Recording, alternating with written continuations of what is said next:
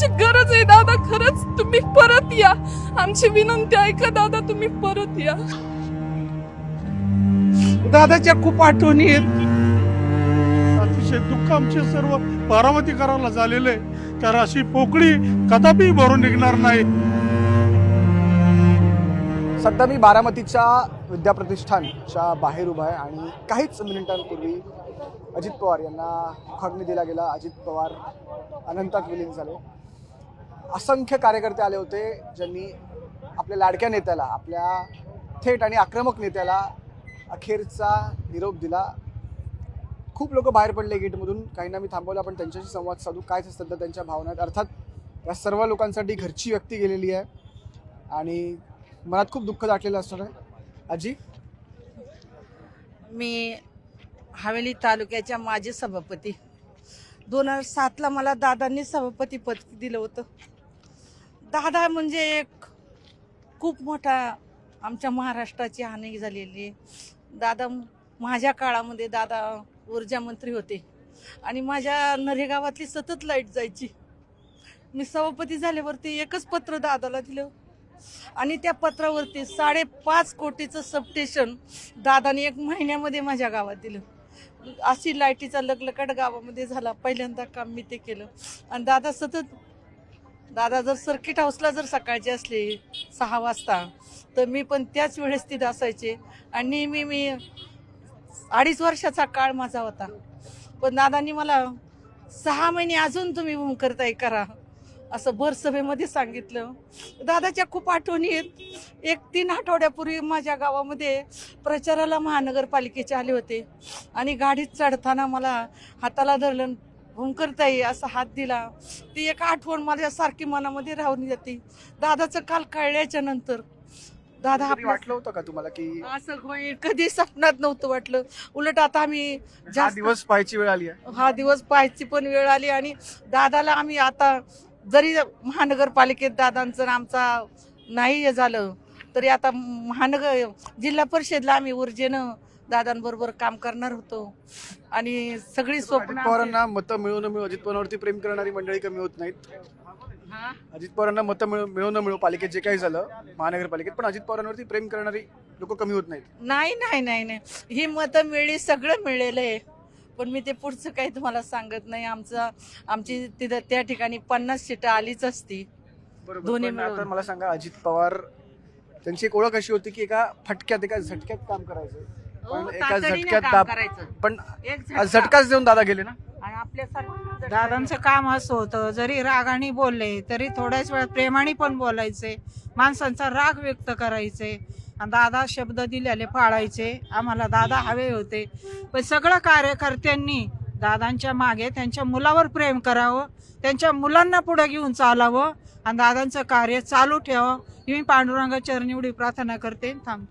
ज्या प्रकारे तुम्ही दादांच्या पाठीशी इतकी वर्ष उभे राहिलं तेच म्हणतात, आता तुम्ही दादांची मुलं त्यांना पण समर्थन देणार, त्यांना पण त्यांच्या पाठीशी उभे राहणार का? आज सांगायचं म्हटलं तर आज बारामती तालुक्याचं विकासरत्न आणि आमच्या सर्वांचे शिल्पकार आज गेलेले आहेत. अतिशय दुःख आमचे सर्व बारामतीकरांना झालेलं आहे, कारण अशी पोकळी कदापि भरून निघणार नाही. असा नेता कदापि पुढं आपल्याला निर्माण होणार नाही की तो माणूस प्रत्येक व्यक्तीला बोलवून घेत होता, प्रत्येकाशी बोलत होता.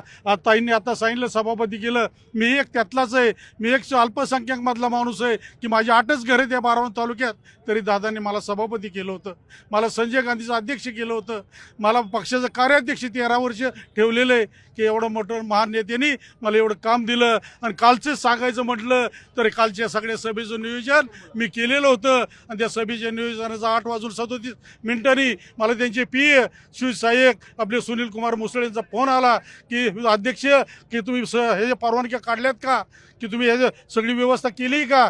सभाजी होणार होती, तुमच्याकडे होणार होती. हो, मग त्याचं सगळं नियोजन केलेलं होतं. मी त्यांना सांगितलं ही 8:37 वेळ आहे आणि त्यांनी मला सांगितलं 10 मिनिटात दादा आता विमानात उतरणार आहेत. मी माझ्या घरनं इथं निघालो राष्ट्रवादी भवनकडे.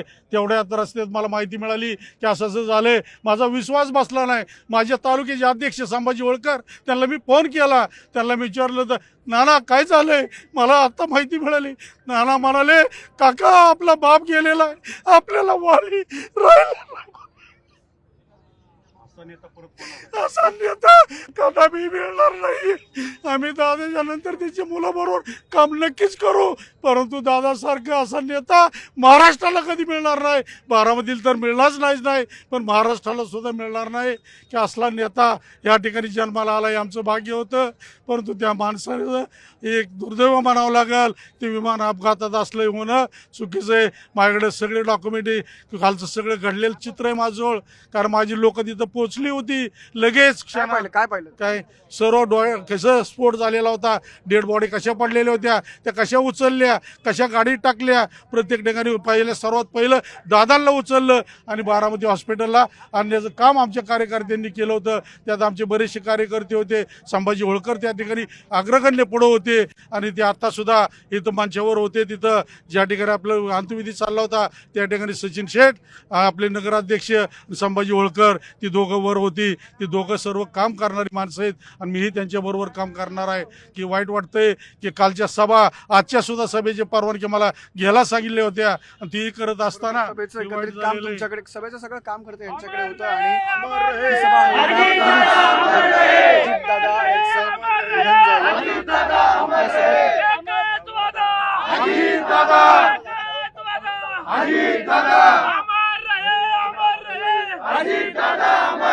कुठून आलात तुम्ही?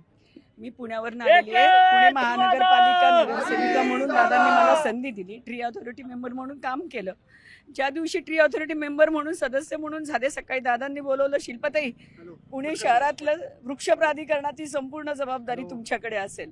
पण त्याचबरोबर पुणे जिल्हा कबड्डी असोसिएशनच्या जॉईंट सेक्रेटरीपदी जेव्हा महिलांना त्यांनी संधी दिली, तर पहिल्यांदा असा नेता असेल की क्रीडा क्षेत्रामध्ये महिलांना घटनेनुसार पदाधिकारी बनवण्याचं पहिली वेळ असेल की अख्ख्या 70 वर्षामध्ये कोणत्याही खेळामध्ये कुठल्याही महिला म्हणून पदाधिकारी म्हणून काम करण्याची संधी कोणाला दिली नव्हती.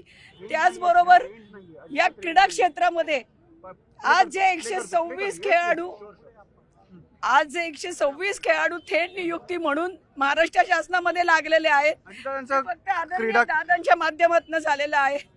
कारण 2017 साली यादी सुनील केदारांच्या वेळेला मान्य झाली होती पात्र खेळाडूंची. मला एक फक्त इथे असं मत मांडायचं आहे की अजित पवार हे असं व्यक्तिमत्व होतं ज्यांना शेतीपासून टेक्नॉलॉजीपर्यंत आणि क्रीडा क्षेत्र सगळ्याचं त्यांना ज्ञान होतं.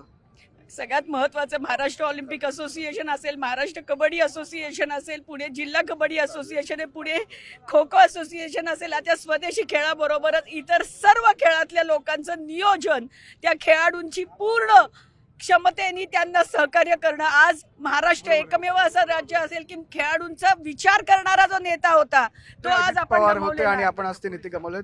आणखी एक ताई आपल्यासोबत. ताई कुठून आलात तुम्ही? मी पुण्यावरून आले. 8 दिवसांपूर्वी मी दादांना भेटले होते.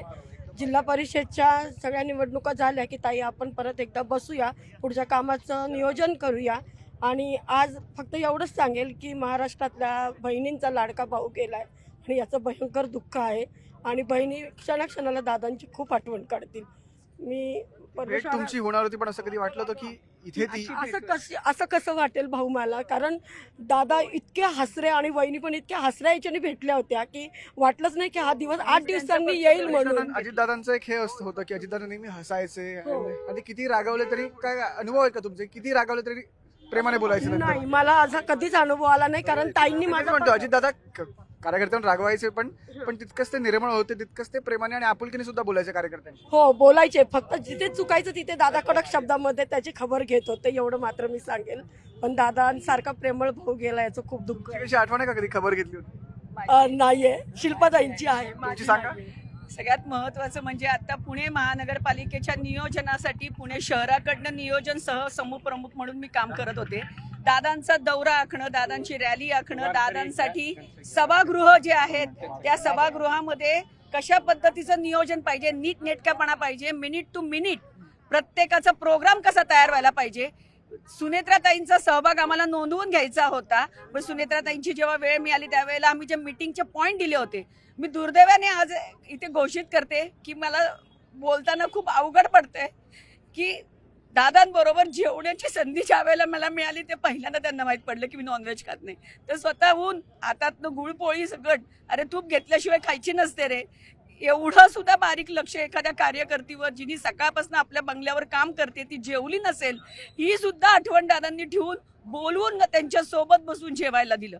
पण हे असा DCM जे आज उपमुख्यमंत्री असा कुठल्याही पक्षामध्ये नसेल की इतका सहज ऍक्सेस दादांपर्यंत होता. दादांचं एक वैशिष्ट्य म्हणजे हेच होतं की दादा इझिली ऍक्सेसेबल होते आणि आपल्यासोबत वारकरी सुद्धा आहेत. मी काय काय कर्जत जामखेडवरून आलो. मी प्रथमतः दादांना जड अंतकरणानं भावपूर्ण आदरांजली वाहतो. एक महाराष्ट्रातील उमदा तरुण आणि बहुआयामी व्यक्तिमत्व आणि सदैव मातीशी नाळ जोडलेला एक उत्तम असा जाणकार नेता आपण महाराष्ट्र या उत्तम अशा नेत्याला हरपलो. एक महाराष्ट्राचा अलौकिक रत्न दादांच्या निमित्तानं आपण हरवलंय. अगदी मातीतून खेळाडू घडवून असो किंवा मातीतल्या शेतकऱ्यांना योग्य न्याय देणं असो, ते AI टेक्नॉलॉजीपर्यंत दादांनी सर्व क्षेत्रामध्ये महाराष्ट्राची मान भारताच्या नकाशावरती उंच करण्याचा प्रयत्न केला. मी दादांना माझ्या कर्जत जामखेड अहिल्यानगर भूमीच्या वतीनं आदरांजली वाहतो. अशी बहुआयामी व्यक्तिमत्व असणारी माणसं पुढच्या काळामध्ये जन्माला येणं शक्य नाही.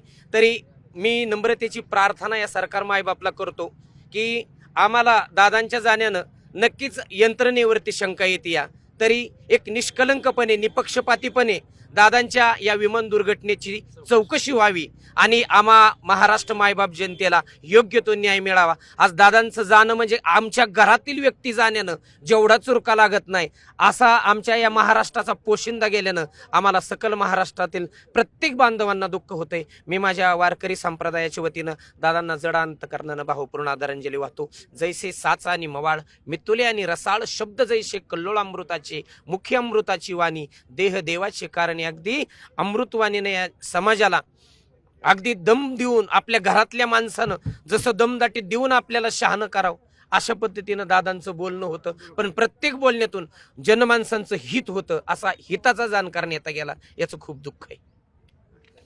आपल्याशी बोलताना म्हणाले की पोशिंदा गेला महाराष्ट्राचा. आणि सकाळपासून मी काटेवाडीत गेलेलो आहे, मी बारामतीमध्ये फिरलेलो आहे. सगळ्यांची एकच भावना आहे की महाराष्ट्राचा, बारामतीचा पोशिंदा गेला.